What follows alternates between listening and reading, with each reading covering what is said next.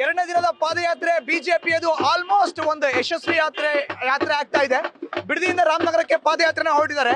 ಮಧ್ಯಾಹ್ನ 12 ಗಂಟೆ 40 ನಿಮಿಷದ ಸುಮಾರು ಉರಿ ಬಿಸಿಲು. ಎಲ್ಲ ನಾಯಕರು ಕೂಡ ಪಾದಯಾತ್ರೆಯಲ್ಲಿ ಭಾಗಿಯಾಗ್ತಿರುವಂತದ್ದು ನೋಡಬಹುದು. ಶಾಸಕರು ಕೂಡ ಇವತ್ತಿನ ಪಾದಯಾತ್ರೆಯಲ್ಲಿ ಭಾಗಿಯಾಗಿದ್ದಾರೆ. ಅವ್ರನ್ನ ನೇರವಾಗಿ ನಾನು ಮಾತಾಡಿಸ್ತೀನಿ. ಮಹೇಶ್ ತೆಂಗಿನಕಾಯಿ ಅವರು ಇದ್ದಾರೆ, ಹುಬ್ಬಳ್ಳಿ ಧಾರವಾಡ ಕೇಂದ್ರ ವಿಧಾನಸಭಾ ಕ್ಷೇತ್ರದ ಬಿಜೆಪಿ ಶಾಸಕರು. ಮಹೇಶ್ ತೆಂಗಿನಕಾಯಿ ಅವರೇ, ಎರಡನೇ ದಿನದ ಪಾದಯಾತ್ರೆ ಬಹಳ ಯಶಸ್ವಿಯಾಗಿ ಅದ್ದೂರಿಯಾಗಿ ಸಾಗ್ತಾ ಇದೆ. ನೀವು ಕೂಡ ನಿನ್ನೆಯಿಂದ ಇದರಲ್ಲಿ ಪಾಲ್ಗೊಳ್ತಾ ಇದ್ದೀರಿ. ಸರ್ಕಾರಕ್ಕೆ ಕಿವಿ ಮಾತೇನು?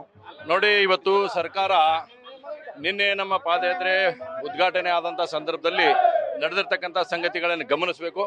ಸನ್ಮಾನ್ಯ ಮುಖ್ಯಮಂತ್ರಿಗಳಿಗಿರ್ತಕ್ಕಂಥ ಸಿದ್ದರಾಮಯ್ಯನವರು ಇನ್ನಾದರೂ ಕೂಡ ಎಚ್ಚೆತ್ತುಕೊಂಡು ಇವತ್ತು ರಾಜೀನಾಮೆಯನ್ನು ಕೊಡಬೇಕನ್ನೋಂಥ ಆಗ್ರಹವನ್ನು ಮಾಡ್ತೇವೆ.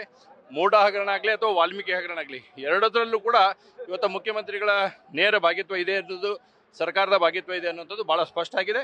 ಹೀಗಾಗಿ ಸರ್ಕಾರ ಇವತ್ತು ಮುಖ್ಯಮಂತ್ರಿಗಳು ರಾಜೀನಾಮೆ ಕೊಡಬೇಕನ್ನೋಂಥ ಆಗ್ರಹವನ್ನು ಮಾಡ್ತೇವೆ. ಸರ್, ಈಗ ತಾವು ಕೂಡ ರಾಜ್ಯ ಸರ್ಕಾರದ ನಡವಳಿಕೆಗಳನ್ನು ನೋಡ್ತಾ ಇದ್ದೀರಿ. ಅಭಿವೃದ್ಧಿ ಕಾರ್ಯದಲ್ಲಿ ಶೂನ್ಯ. ಮೊನ್ನೆ ಸದನದಲ್ಲೂ ಕೂಡ ನೇರವಾಗಿ 89 ಕೋಟಿ ಹಗರಣ ಆಗಿರೋದು 187 ಕೋಟಿ ಅಲ್ಲ ಅಂತ ಒಪ್ಕೋತಾರೆ. ಅಂದ್ರೆ ಯಾವ ನೈತಿಕತೆ ಮೇಲೆ ಇನ್ನೂ ಅವರು ಆ ಸ್ಥಾನದಲ್ಲಿ ಇದ್ದಾರೆ ಅಂತ ಅನ್ಸುತ್ತೆ ನಿಮಗೆ? ಇವತ್ತು ಮುಖ್ಯಮಂತ್ರಿಗಳು ರಾಜ್ಯದಲ್ಲಿ ಯಾರು ಅತಿ ಬಂಡ ಮುಖ್ಯಮಂತ್ರಿ ಅಂದ್ರೆ ಅದು ಸಿದ್ದರಾಮಯ್ಯನವರು ಅನ್ನೋದು ಬಹಳ ಸ್ಪಷ್ಟ ಇದೆ. ಇವತ್ತು ನೀವು ಒಪ್ಕೊಂತ ಇದ್ದೀರಿ ಹಗರಣ ಆಗಿದೆ ಅನ್ನೋಂಥದ್ದೇಳಿ. ಭಾರತೀಯ ಜನತಾ ಪಾರ್ಟಿ ಹೇಳಿದ್ದು 187 ಕೋಟಿ ಹಗರಣ, ಆದ್ರೆ ನೀವು ಹೇಳ್ತೀರಿ 89 ಕೋಟಿ ಹಗರಣ ಆಗಿದೆ ಅಂತ. ಅದಕ್ಕಾದ್ರೂ ನೈತಿಕತೆಯನ್ನು ಹೊಂದಿರತಕ್ಕಂಥ ಮುಖ್ಯಮಂತ್ರಿ ಇದ್ರೆ ಇವ್ರು ರಾಜೀನಾಮೆ ಕೊಡ್ಬೇಕನ್ನೋಂಥ ಆಗ್ರಹವನ್ನು ನಾನು ಮಾಡ್ತೇನೆ. ಆದರೆ ಸರ್ಕಾರ ಇವತ್ತು ನಡೆಕೊಳ್ತಕ್ಕಂಥ ರೀತಿ ಗವರ್ನರ್ಗೆ ಚಾಲೆಂಜ್ ಮಾಡ್ತಾರ. ಹಾಗಾದ್ರೆ ಹಿಂದೆ ಯಡಿಯೂರಪ್ಪನವ್ರ ಕೇಸ್ ಆದಾಗ ಅವಾಗ ಯಾಕೆ ಕಾಂಗ್ರೆಸ್ ಪ್ರೊಟೆಸ್ಟ್ ಮಾಡಿತ್ತು? ಅದ್ರ ಬಗ್ಗೆ ಉತ್ತರ ಕೊಡ್ಲಿ ಇವತ್ತು ಅವರು.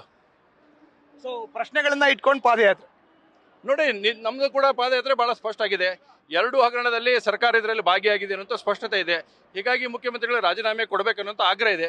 ಅದಕ್ಕೆ ಅನುಗುಣವಾಗಿ ನಾವು ಪಾದಯಾತ್ರೆಯನ್ನು ಮಾಡ್ತಾ ಇದ್ದೇವೆ. ನನ್ನ ಕಡೆ ಪ್ರಶ್ನೆ ಸರ್, ಈಗಾಗಲೇ BS ಯಡಿಯೂರಪ್ಪನವರು ಒಂದು ಮಾತನ್ನ ಹೇಳಿದ್ರು, ನಮ್ಮ ಪಾದಯಾತ್ರೆ ಮೈಸೂರಿಗೆ ತಲುಪೋದ್ರೊಳಗೆ CM ರಾಜೀನಾಮೆ ಕೊಡ್ತಾರೆ ಅನ್ನೋ ವಿಶ್ವಾಸದ ಮಾತುಗಳನ್ನ ತಾವು ಅದಕ್ಕೆ ಸ್ಟಿಕ್ ಆಗ್ತೀರಾ? ಇವತ್ತು ನಿನ್ನಿಂದ ಪ್ರಾರಂಭ ಆಗಿರ್ತಕ್ಕಂಥ ಪಾದಯಾತ್ರೆಯಲ್ಲಿ ಜನರ ಬೆಂಬಲ ಯಾವ ರೀತಿ ಇದೆ ಅನ್ನೋದನ್ನ ಮನಗಾಣಬೇಕು.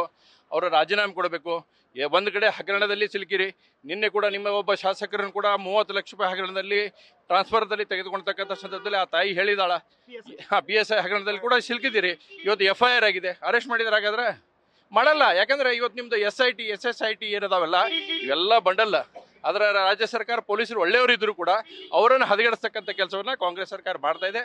ಒಂದ್ ಕಡೆ ಅಭಿವೃದ್ಧಿ ಶೂನ್ಯ, ಯಾವುದೇ ರೀತಿಯಾದಂಥ ಕಳೆದ 1 ವರ್ಷದಿಂದ 1 ರೂಪಾಯಿನೂ ಶಾಸಕರಿಗೆ ಅನುದಾನ ಇಲ್ಲ. ಇವತ್ತು ಕಾಂಗ್ರೆಸ್ಸಿನ ಶಾಸಕರೇ ಮಾತಾಡಕತ್ತಾರ ನಮ್ಗೆ ಯಾವುದೇ ರೀತಿಯಾದಂಥ ಅಭಿವೃದ್ಧಿ ಇಲ್ಲ, BJP ಬರ್ಬೇಕನ್ನೋಂಥದ್ರ ಸ್ವತಃ ಕಾಂಗ್ರೆಸ್ ಶಾಸಕರು ಉಲ್ಲೇಖ ಮಾಡಿದ. ಈಗ ಮುಖ್ಯಮಂತ್ರಿಗಳು ರಾಜೀನಾಮೆ ಕೊಟ್ಟೇ ಕೊಡ್ತಾರ, ಅದರಲ್ಲಿ ಯಾವುದೇ ರೀತಿಯಾದಂಥ ಸಂಶಯ ಇಲ್ಲ. Thank you sir. ಇದು ಒಟ್ಟಾರೆ ಮಹೇಶ್ ತೆಂಗಿನಕಾಯಿ ಅವರ ಮಾತು. ಅಭಿವೃದ್ಧಿ ಶೂನ್ಯ ಮಾಡ್ತಾ ಇರುವಂತ ಸರ್ಕಾರ ಇದು. ಖುದ್ದು ಕಾಂಗ್ರೆಸ್ನ ಶಾಸಕರೇ BJP ಬರಲಿ ಅನ್ನೋ ಒಂದು ಮಾತುಗಳನ್ನ ಹೇಳ್ತಾ ಇದ್ದಾರೆ, ಅನ್ನೋ ಒಂದು ವಿಶ್ವಾಸದ ಮಾತುಗಳನ್ನ ವ್ಯಕ್ತಪಡಿಸ್ತಾ ಇದ್ದಾರೆ. ರಾಮನಗರದಿಂದ ಕ್ಯಾಮ್ರಾ ಪರ್ಸನ್ ಅವಿರಾಜ್ ಜೊತೆ Madhusudan, news first Kannada, Ramanagara. News first ನಿರ್ಭೀತಿಯಿಂದ ನಿಮ್ಮ ಪರವಾಗಿ.